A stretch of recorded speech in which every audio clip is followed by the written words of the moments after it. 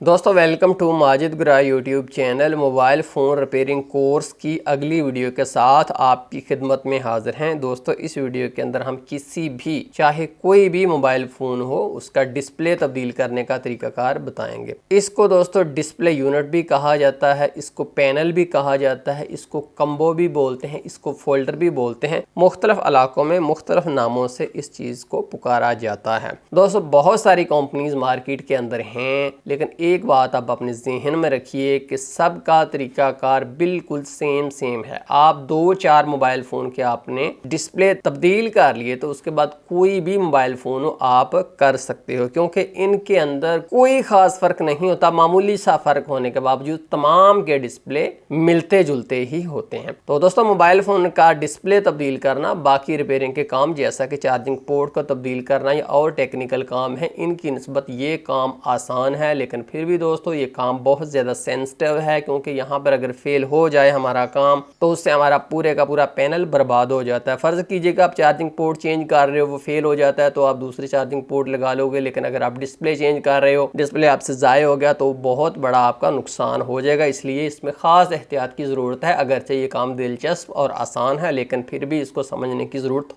होती है। तो दोस्तों जब भी आपके पास मोबाइल फ़ोन आता है, अगर उसका डिस्प्ले यहाँ से टूटा हुआ है, अगरचे ग्लास टूटा हुआ है, अगरचे नीचे से LCD टूटी हुई है, अगरचे उसके ऊपर लाइनें आ रही हैं, लेफ्ट या राइट लाइनें आ रही हैं, या वो चल ही नहीं रहा, उसके अंदर किसी तरह का डिस्प्ले ही नहीं आ रहा, इन तमाम सूरत हाल में हम उसका डिस्प्ले जो है मुकम्मल तौर पर तब्दील करेंगे। तो डिस्प्ले तब्दील करने से पहले मैं आपको ज़रूरी टूल्स बताता हूँ जो चीज़ें हमारे पास पहले होनी चाहिए। तो सबसे पहले दोस्तों देखें कि ये मेरे पास एक्सरे है। एक्सरे पेपर वो होता है जो डॉक्टर एक्सरेज करते हैं। यहाँ पर आपको पाँव का निशान भी नजर आ रहा है, ये हमने लेना है क्योंकि ये नरम होता है, ये काम करने के लिए मुनासिब है। उसके बाद दोस्तों देखें तो ये मेरे पास प्लास्टिक टूल्स हैं, plastic mobile phone opening tools. ये प्लास्टिक टूल से हमारा डिस्प्ले टूटता नहीं है, हम आसानी से उसको खोल सकते हैं। इसके अलावा दोस्तों अगर आप ये दो देखें तो ये मोबाइल फोन के ग्लास के ऊपर हम लगा कर यूँ इसको खींच सकते हैं, तो ये वहाँ पर सक कर लेता है ग्लास को। इसके बाद दोस्तों आपके पास स्क्रू ड्राइवर्स होना चाहिए। जो भी आप मोबाइल फ़ोन खोल रहे हैं उसके मुताबिक ही स्क्रू ड्राइवर होना चाहिए। जैसा कि आप देख रहे हैं कि मोस्टली आजकल जो स्मार्टफोन है उनको फिलिप्स हेड स्क्रू ड्राइवर लगता है। इसके अलावा दोस्तों आपके पास एक ट्वीज़र होनी चाहिए, ये देखिए नॉन मैग्नेटिक और हाई क्वालिटी ट्वीज़र। एक मेरे पास कटर नाइफ है।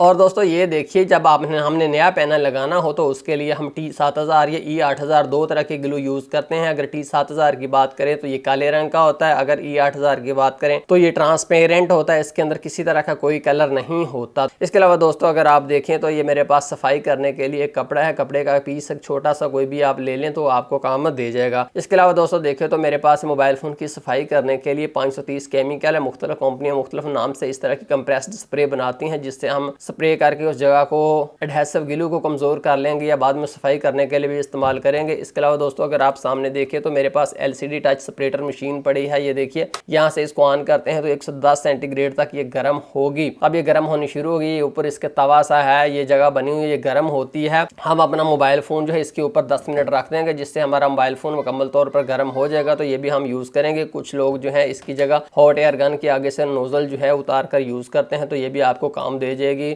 लेकिन ज़्यादा इजी इसी में होता है कि आप ये वाला यूज़ कर लें, क्योंकि यहाँ पर हीट इक्वली 110 तक ही आपको मिलेगी, बहुत ज़्यादा हीट का चांस नहीं है। तो दोस्तों अब हम अपना मोबाइल फ़ोन खोलने का प्रोसेस शुरू करते हैं। दोस्तों याद रखिए कोई भी मोबाइल फ़ोन हो किसी भी कंपनी का हो, सबसे पहले वो पीछे से ही आमतौर पर खुलते हैं। ये जो कवर उनका होता है सबसे पहले ये उतरता है। लेकिन दोस्तों हमेशा दिल के कानों से बात सुनिए कि बहुत दफ़ा हमारे साथ ऐसे होता है कि इसकी जो सिम कार्ड होती है वो इसके अंदर ही होती है, जैकेट इसके अंदर ही होती है, हम उसको जोर लगाते हैं जिससे वो टूट जाता है। इसलिए जब भी आपके पास मोबाइल फ़ोन आए उसको खोलने से पहले हमेशा इसकी जो सिम कार्ड जैकेट होती है, ट्रे होता है, उसको निकाल लेना है। तो उसके बाद दोस्तों आप हमेशा जो अपने स्मार्टफोन की इन जगहों के ऊपर गौर करेंगे कि यहाँ पर आपको आमतौर पर 2 पीस अलग-अलग मिल जाते हैं कि ये 2 पीस अलग-अलग हैं। यहाँ पर आप गौर करें, यहाँ पर गौर करें तो आपको इजीली पता चल जाता है कि यार इसने कहाँ से खुलना है। तो ये जो इस वक्त मेरे हाथ में मोबाइल फ़ोन है इसको तो गर्म करने की ज़रूरत नहीं है। बाज़ मोबाइल फ़ोन के पीछे से जो है यहाँ पर जो कवर होता है उसको गर्म करने की ज़रूरत होती है, क्योंकि वो भी ग्लू से लगा हुआ होता है। लेकिन ये जो मोबाइल फ़ोन इस वक्त मेरे हाथ में ये पीछे से ग्लू से नहीं लगा, हमने जस्ट इसको खोलना है। तो खोलने का तरीकाकार दोस्तों देखिए, मोबाइल फोन को अपने हाथ में ले लीजिए और किसी भी कॉर्नर के करीब से आप जो कटर नाइफ से यहाँ पर यूँ डालिए। कटर नाइफ डालने के बाद आप थोड़ा सा इसको अंदर करके फिर इतना सा बस थोड़ी सी जगह आपने बना लेनी। ये देखिए थोड़ी सी जगह बन गई। अब उसके बाद आप जो है अपने प्लास्टिक टूल्स में से इस तरह का जो टूल है वो आप ले लीजिए और यहाँ पर आप डाल दें। ये देखिए ये ले खुल गया। अब इसको आगे से आगे आप लेकर चलते जाएं।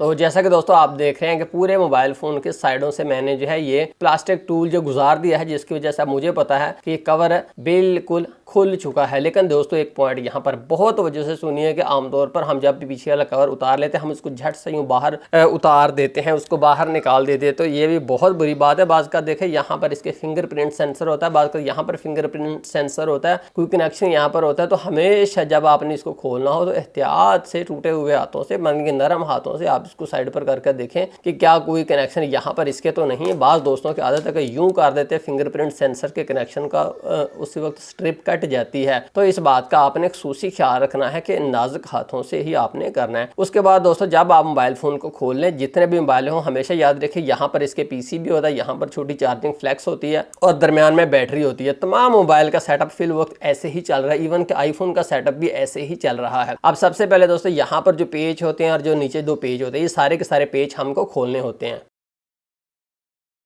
अब दोस्तों हम इसका ये कवर उतार देते हैं।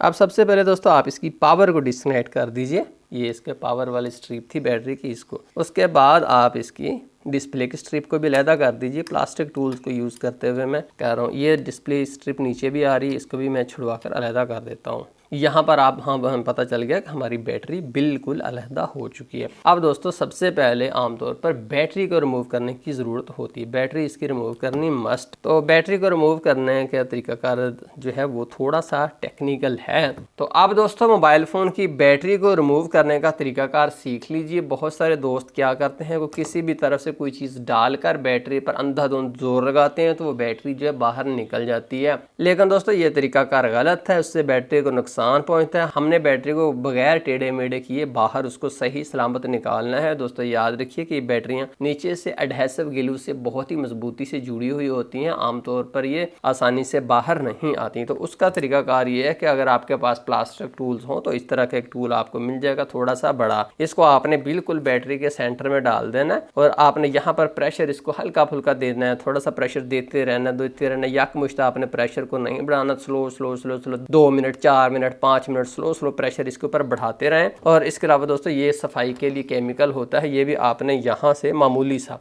इन कॉर्नर से देखिए हल्का फुल्का यहाँ से यूँ इतना सा डालना है कि जो एलसीडी डिस्प्ले तक ना जाए, सिर्फ इस बैटरी के नीचे। जब ये केमिकल इस बैटरी के नीचे जाएगा तो यहाँ पर जो एडहेसिव ग्लू है उसकी बाइंडिंग बिल्कुल कमज़ोर हो जाएगी। उसके बाद आप इसके ऊपर ज़ोर लगा, यहाँ पर ये डालकर टूल इसको ज़ोर लगाएंगे तो स्लो स्लो स्लो स्लो आपका बाहर आ जाएगा। देखिए हमने बैटरी को बगैर टेढ़े मेढ़े किए बाहर निकाल लिया। कोई भी मोबाइल फ़ोन हो इसका यही तरीकाकार है। तो उसके बाद दोस्तों देखिए ये मोबाइल फ़ोन हमारे सामने, ये इसके पैनल की स्ट्रिप है, इसको आपने यहाँ से छुड़वा देना।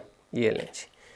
और ये जो छोटी वाली स्ट्रिप है ये भी इसके डिस्प्ले की ही है। अब हम इसको एलसीडी टच सेपरेटर के ऊपर रख देते हैं। यहाँ पर ये 10 मिनट गर्म होगा तो दोबारा इसका यूनिट बिल्कुल कमज़ोर हो जाएगा, उसकी बाइंडिंग जो एडहेसिव ग्लू है वो कमज़ोर हो जाएंगे, फिर हम इसका यूनिट उतारेंगे। दोस्तों 10 मिनट हो चुके हैं, अब हम अपना यूनिट लेते हैं। दोस्तों हमारा यूनिट अच्छे तरीके से गर्म हो चुका है। अब यहाँ पर हमें 3 टूल्स की ज़रूरत है, उसकी मदद से हम इसको पैनल यहाँ से उतारेंगे। उसमें से दोस्तों सबसे पहला और अहम टूल है हिम्मत और हौसला। हौसले का मतलब ये है कि आपने इसको स्लो करना है, इस काम को एक्सट्रीमली स्लो करना है, तंग नहीं आ जाना। कुछ देर करने के बाद यार खुली ने जोर नहीं लगा देना, यार काम तो हो ही नहीं रहा, मैं ज़रा स्पीड दिखाऊं, ये आप बात आपने हरगिज़ नहीं करनी। आपने बिल्कुल slow slow slow slow slow चलना है। आपको नहीं पता कि अंदर से काम हो रहा है, आपको चूंकि होता हुआ नज़र नहीं आ रहा, इसलिए आप उसमें तेज़ी दिखाते हैं तो नुकसान हो जाता है। आपने बस इतना देखना है कि अगर आप जैसे मैं बताऊँगा वैसे लगे रहेंगे तो 10 मिनट में आपका पैनल उतर जाएगा, तेज़ी नहीं बिल्कुल भी दिखानी। उसके बाद दोस्तों जो दूसरा टूल है आपके पास वो है एक्सरे पेपर। ये देखिए ये लेना है और इसके बाद ये जो होते हैं ग्लास शक्कर ये लेने हैं, यानी कि इस तरह के होते हैं, जब हम इसको ग्लास के ऊपर लगा लें तो ये उसको खींच लेते हैं, पकड़ लेते हैं। ये देखिए तो ये आपने टूल्स लेने हैं। और दोस्तों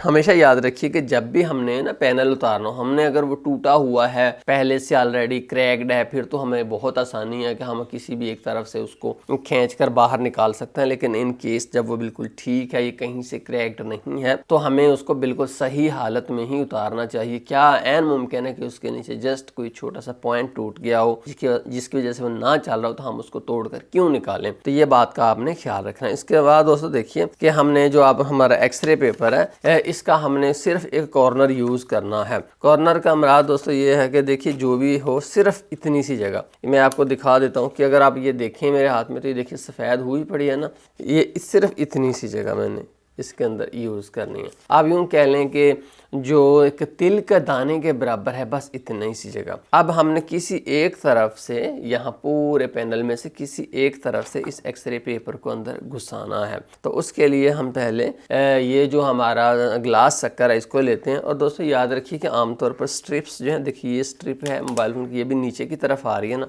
यहाँ पर स्ट्रिप इसकी लगी होती है, सारे कनेक्शन यहाँ पर हैं। ऊपर वाली सिमत में आमतौर पर कोई भी इस तरह की चीज़ नहीं होती, इसलिए आपने काम ऊपर वाली सिमत से शुरू करना है जहां पर कोई स्ट्रिप वगैरह कनेक्शन वगैरह नहीं है। इस ग्लास को आपने लगा देना है और आपने मामूली सा इसको खींचना है। अब ये नहीं कि आप अंधाधुंध यहाँ पर खींचेंगे, मैं मामूली सा बस इतना सा खींच कर जब मुझे नज़र आ जाए, ये लें जी, एक्सरे पेपर डाल देता हूँ। एक्सरे पेपर थोड़ा सा डल गया, अब ये देखिए मामूली सा। अब मैं इसी को ही यूं नीचे को लेकर चलूँगा। मैंने जैसा कि अभी आपको बताया था कि तिल के दाने के बराबर है, इससे ज़्यादा नहीं है। इस तरह से फेर दिया। अब इसी को ही कोशिश करें कि आप नीचे को ले जाएं। यहाँ पर थोड़ा सा भी ज़्यादा, 2 तिल के दाने के बराबर भी 3 के अंदर भी चला जाए तो कोई मसला नहीं। ये लीजिए, यहाँ नीचे भी आपने फेरना है। फिर दूसरा जो ग्लास शक्कर आप देखें ये मेरे पास पड़ा है, ये वाला, इसको मैंने यूज़ करके उठाकर फिर अंदर डाल लेना था। ये देखिए निकल गया, तो कोई बात नहीं, दोबारा मैं यहाँ पर इसको लगा लेता हूँ, नीचे रखता हूँ, इसको पीछे को थोड़ा सा खींचता हूँ। खींचने के बाद मैं इसको फिर यहाँ से डाल लेता हूँ। ये लें जी, डल गया। ऐसे चलते जाए, ज़्यादा नहीं दोस्तों डालना। अगर हम ज़्यादा डाल दें ना, ये मिसाल के तौर पर मेरे पास एक्सरे पेपर है, मैं इसको बहुत ज़्यादा डाल देता हूँ, तो उससे क्या होता है कि ऊपर आपको पता है ग्लास है, उसके नीचे एलसीडी है, एलसीडी के नीचे उसके बहुत ज़्यादा पर्दे हैं, छोटे छोटे कागज़ वगैरह होते हैं और लाइटिंग होती है। तो अगर मैं यहाँ पर ज़्यादा अंदर घुसा दूंगा तो मुझे नहीं पता वो ग्लास या एलसीडी के दरमियान चला जाए, या एलसीडी और उसके नीचे जो पर्दे हैं उनके दरमियान में चला जाए और उन सब को डैमेज वहाँ पर करते। इसलिए ये देखिए, हमेशा याद रखिए, जब एलसीडी यहाँ तक है, आपको डिस्प्ले यहाँ एंड तक नज़र आता है, तो जितना एरिया बाहर से आप देखते हैं कि उसमें डिस्प्ले नहीं होता, बस उतने एरिए में ही हमने जाना होता है। आमतौर पर दोस्तों एक तिल का दाना जो है ना, उसके बराबर ही गुंजाइश होती है, उससे ज़्यादा गुंजाइश होती ही नहीं। यहाँ से बार बार निकलेगा, बार बार आपको डिस्टर्ब करेगा, काम होगा नहीं, आप थोड़े से तंग आएंगे। लेकिन प्लीज़ प्लीज़ प्लीज़ थोड़ी देर आपने हिम्मत रखनी है। अगर काम होता हुआ नहीं भी नज़र आ रहा कि यार काम तो हो ही नहीं रहा, हमारा यूनिट तो उतर ही नहीं रहा, फिर भी आपने लगे रहना लगे रहना लगे रहना। एक्चुअली वो अंदर से काम हो रहा होता है, आपको नज़र नहीं आ रहा हो। तो अब मैं चारों तरफ मैंने फेर दिया है। अब मैं ऐसे करता हूँ कि किसी एक तरफ से यूनिट को उठाकर देखता हूँ कि क्या पूरा यूनिट ही बाहर आ रहा है। सिर्फ ऐसा तो नहीं कहीं ग्लास या कहीं सिर्फ ऊपर वाली एलसीडी और उसके कुछ पर्दे अंदर हों, कुछ चीज़ें बाहर हों। तो अभी पूरा यूनिट बाहर नहीं आ रहा। मैं जब तक पूरा यूनिट बाहर नहीं आएगा तब तक मैं इसको नहीं खींचूंगा। अब यहाँ से अंदाज़ा करता हूँ कि कौन सी तय अंदर है। हाँ जी, अब सारी तय जो है ना इसकी एलसीडी की, वो मैंने अपनी लपेट में ले ली है मेरे यानी के अंदर। अब मैं यहाँ पर डालता हूँ, अब कोई प्रॉब्लम नहीं, क्योंकि ये अब एलसीडी और मोबाइल के दरमियान है। ये अब ये एलसीडी और मोबाइल के दरमियान में। अब एहतियात से बेशक मैं सारा यहाँ से डालकर यूँ आगे से आगे इसको उठाकर देखूं तो क्या ऐसा ही है? हाँ जी, बिल्कुल ऐसा ही है। ये लें जी, हमने दोस्तों अपना डिस्प्ले आसानी से अलहदा कर लिया है।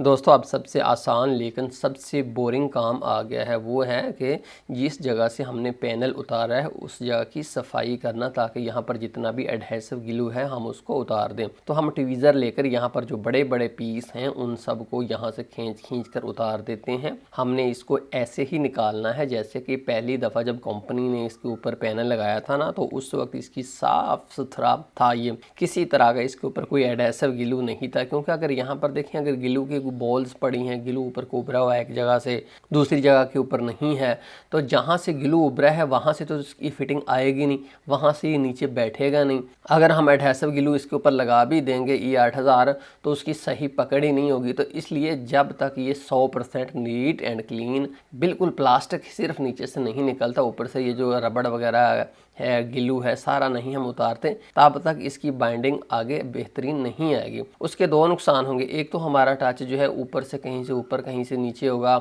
अगर हम उसको गौर से हमारा कस्टमर देखेगा ना तो उसे पता चल जाएगा कि यार ये बैठा हुआ नहीं है। अगर वो उसको उस वक्त ना भी पता चले ना, तो कुछ दिनों के बाद वो एक तरफ से उठना शुरू हो जाता है। जब वो एक तरफ से उठना शुरू हो जाता है तो नीचे से हमें LCD की लाइटिंग नज़र आती है कस्टमर को, वो बाज़ का तो वैसे ही बाहर आ जाता है। तो इसलिए ये जो सबसे बोरिंग लेकिन सबसे आसान काम है, ये बड़ी एहतियात से कीजिए। आप ट्वीज़र से बड़े बड़े पीस उठा लें, फिर आप जनाब इसके ऊपर MBC डालकर किसी कपड़े के ऊपर इसको अच्छे तरीके से रब करें चारों तरफ से, फिर पीस उठाएं, फिर रब करें किसी ट्वीज़र से। तो ये काम जो है आपने जैसे भी आपसे बन पड़े, आपने चाहे इसमें आपको 1 घंटा लगे, लेकिन आपने इसको मुकम्मल तौर पर करना है। लेकिन दूसरी तरफ दोस्तों ये भी नोट फरमाएं कि हमने किसी नोकदार चीज़ से कि जल्दी जल्दी मेरा काम हो जाए, इसका जो फ्रेम है उसके ऊपर निशान नहीं डाल देने, यानी कि फ्रेम का जो प्लास्टिक है उसकी तबाही नहीं मचा देनी।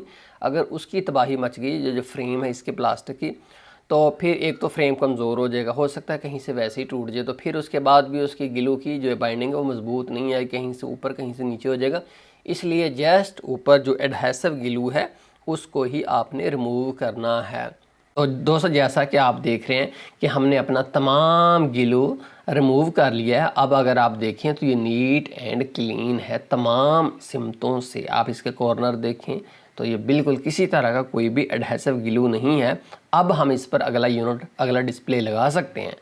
दोस्तों ये हमारा नया डिस्प्ले यूनिट है। सबसे पहले हम इसकी टेस्टिंग करेंगे। याद रखिए कोई भी डिस्प्ले यूनिट हो हमेशा उसकी मुकम्मल तौर पर टेस्टिंग होनी चाहिए, उसके बाद ही आप उसको फिट करेंगे। तो दोस्तों टेस्टिंग 2 तरह की होती है। पहले नंबर पर उसकी बैरूनी टेस्टिंग है और उसके बाद उसकी अंदरूनी टेस्टिंग है। बैरूनी टेस्टिंग से मुराद ये है कि ये वाला यूनिट बिल्कुल 100% वैसा ही होना चाहिए जैसा कि पहला यूनिट है, उसके अंदर किसी तरह का कोई भी फ़र्क नहीं होना चाहिए, कहीं से टूटा नहीं होना चाहिए। और इसके अलावा जब आप उसको दोस्तों अपने मोबाइल फ़ोन के साथ लगाएं, देखिए मैं इसको बिल्कुल वैसे ही जैसे पहले वाला था लगाता हूं, तो उसके बाद आपने देखना है कि क्या इसकी फ़िटिंग आ रही है। बिलखसूस ये जो कॉर्नर वगैरह होते हैं इन पर आपने ख़ास तौर पर तवज्जो देनी है कि जैसे बैठा हुआ है पहला वैसे ही है। अगर ये बैठा हुआ नहीं है, किसी तरह का कोई प्रॉब्लम नज़र आ रहा है, तो अब इससे चलने का कोई फ़ायदा ही नहीं है, क्योंकि ये ऐसे ही रहेगा जैसे ये अब है। अगर ये 100% फिटिंग में है तब ही आप इससे आगे चलेंगे। क्योंकि दोस्तों मैं एक जनरलाइज अंदाज से कि कोई भी मोबाइल फ़ोन हो आप उसका डिस्प्ले तब्दील करें, इस लिहाज से चल रहा हूँ। इसलिए मैं कितनी दफ़ा कहूँ कि आपने इस बात पर ख़ास तवज्जो देनी है कि कहीं से भी ये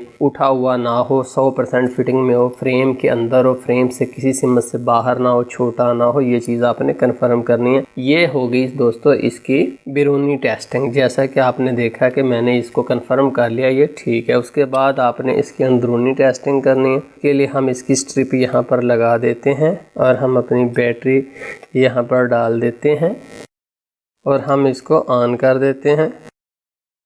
इसको मैं एक साइड पर कर देता हूं ताकि मैं इसको मुकम्मल तौर पर चेक कर सकूं। अंदरूनी टेस्टिंग से दोस्तों ये मतलब है कि हमने कंफर्म करना है कि यूनिट हर तरफ से बिल्कुल सही काम करता है। डिस्प्ले के अंदर किसी तरह का कोई फॉल्ट तो नहीं है कि डिस्प्ले कहीं से कोई लाइन, कोई क्रैक्ड या वहाँ पर कलर स्कीम ख़राब, ये चीज़ें तो नहीं है। उसके बाद आपने टच को ज़रूर कन्फर्म करना होता है कि क्या टच 100% सही काम कर रहा है, क्योंकि बाज़ इसके अंदर हमें प्रॉब्लम भी आ जाता है। तो आमतौर तौर पर जो भी मोबाइल फ़ोन हमारे पास आते हैं उनको लॉक वगैरह लगे हुए होते हैं, कस्टमर इसको लॉक लगा देते हैं। हमें जो है इसकी टेस्टिंग वैसे ही करनी पड़ती है, ऐसे ही अंदाजे से ही। मिसाल के तौर पर मैं यहाँ पर किसी एक दाने को क्लिक करके यूं करता रहता हूँ, तो अगर ये टूट गया कहीं से तो इसका मतलब कि टच मेरा काम ठीक नहीं कर रहा। यहाँ पर इस तरीके से ही हमने इस बात को यकीनी बनाना है कि हमारा टच तमाम जगह से काम कर रहा है। जैसा कि अगर आप देखें तो ये सही काम कर रहा है, ये हमने टेस्टिंग करनी है, उसके बाद हम इससे आगे चलेंगे। अगर यहाँ पर कोई भी प्रॉब्लम आ जाता है तो हम रुक जाएंगे, उससे आगे हम नहीं जाएंगे। तो अब मैं इसकी बैटरी भी उतार देता हूँ, डिस्प्ले की स्ट्रिप भी उतार देता हूँ और मैं इस यूनिट को बाहर निकाल लेता हूँ, क्योंकि यूनिट बेहतरीन है, काम ठीक तरीके से कर रहा है। अब हम इसको यहाँ पर पक्का लगा देते हैं। ये टेस्टिंग मैंने कर ली जो कि इसने क्लियर की है। अगर ये चीज़ यहाँ पर क्लियर ना होती तो फिर मैंने उससे आगे नहीं जाना था।